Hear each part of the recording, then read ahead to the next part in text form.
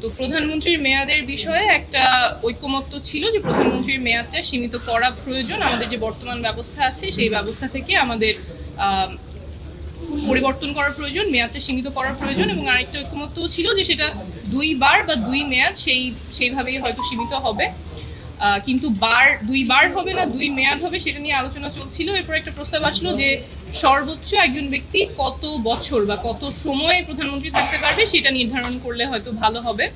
তখন একটা ব্রেক নিয়ে সবাই নিজেদের মধ্যে আলোচনা করে একটা জায়গায় অনেকেই চলে আসছিল যে হয়তো সর্বোচ্চ 10 বছর প্রধানমন্ত্রী একজন হতে পারবে, এই সীমানাটা নির্ধারণ করা যেতে পারে।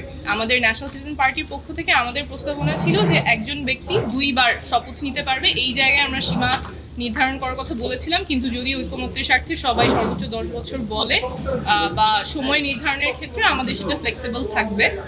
কিন্তু এরপরে আলোচনা আসলো যে আসলে প্রধানমন্ত্রীর মেয়াদ যদি সীমিত করতে হয় তাহলে তার পাশাপাশি আপার হাউস পিআর এবং এনসিসি এইগুলো আলোচনা করতে হবে। 3টা দল এই ক্ষেত্রে, এই যে সীমা যেটা 10 বছর সীমা অনেকেই ঐকমত্যে এসেছিলেন, সেখানে 3টা দল দ্বিমত পোষণ করেছেন। এর মধ্যে বিএনপি ছিল। বিএনপির কথা ছিল যে আপার হাউস পিআর এনসিসি এগুলো একসাথে নির্ধারিত হতে হবে, কারণ না হলে প্রধানমন্ত্রীর ক্ষমতা অনেকটাই কমে যায়।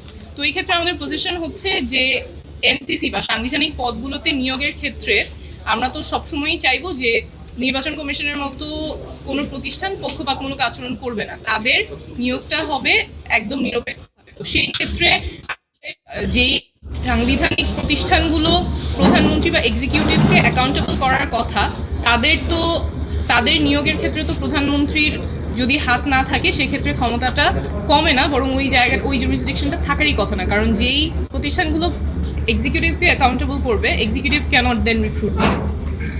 এরপরে আমাদের আলোচনা হয়েছে সংবিধান ও রাষ্ট্রের মূলনীতি নিয়ে আমাদের জাভেদ রাসিম ভাই।